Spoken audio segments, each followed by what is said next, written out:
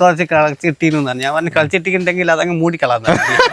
Compost ഉണ്ടാക്കുന്നത് ഇവിടെ ഞാൻ ചെയ്യുന്നത് വാഴ വെട്ടി എടുത്തിട്ട് അതിൽ പിന്നെ ആലയിൽ നിന്ന് വരുന്ന വേസ്റ്റ് പുല്ലൊക്കെ അതും വാരിയിടും. മേലെ ബയോഗ്യാസ് സെറിന്റെ കട്ടിയുള്ള ഭാഗവും ഈ മണ്ണിര തന്നെ വാങ്ങിക്കുകയാണ്. മണ്ണിര നമ്മൾ സാധാരണ നമ്മളെ നാടൻ മണ്ണിരല്ല. മണ്ണിരക്ക് പ്രത്യേക ആസ്ട്രേലിയൻ മണ്ണിര, ആഫ്രിക്കൻ മണ്ണിര എന്ന് പറഞ്ഞ് 2 ജാതിയുണ്ട്. അപ്പൊ സാധാ മണ്ണിര പിടിച്ചതിന്റെ അങ്ങനെ ഒരുപാട് ആൾക്കാർ എന്നോട് ചോദിക്കലുണ്ട്. ഞങ്ങള് കുറച്ച് കളിച്ചിട്ടിന്ന് പറഞ്ഞു. ഞാൻ പറഞ്ഞു കളിച്ചിട്ടിട്ടുണ്ടെങ്കിൽ അതങ്ങ് മൂടിക്കളാന്ന്. ആസ്ട്രേലിയൻ മണ്ണിര എന്ന് പറഞ്ഞാൽ ചെറിയതാണ്.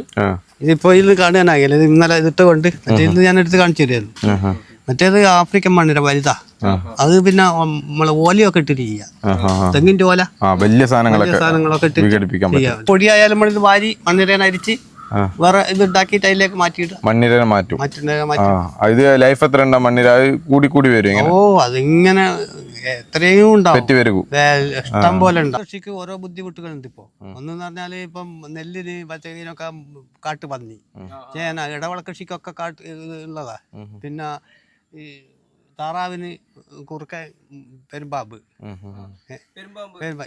ഇതിന് മണ്ണിരക്ക് കീരി വന്ന് കുഴിച്ചൊക്കെ തിന്നു. ഇത് അങ്ങനെ ഓരോരുത്തർ കൃഷിക്ക് ഓരോരോ ബുദ്ധിമുട്ടുണ്ട്. ഇപ്പൊ അതിനെല്ലാം തരണം ചെയ്തിട്ടായി കൃഷിക്കാരൻ മുന്നോട്ട് പോകുന്നത് ഏതെങ്കിലും ജാതിയിൽ.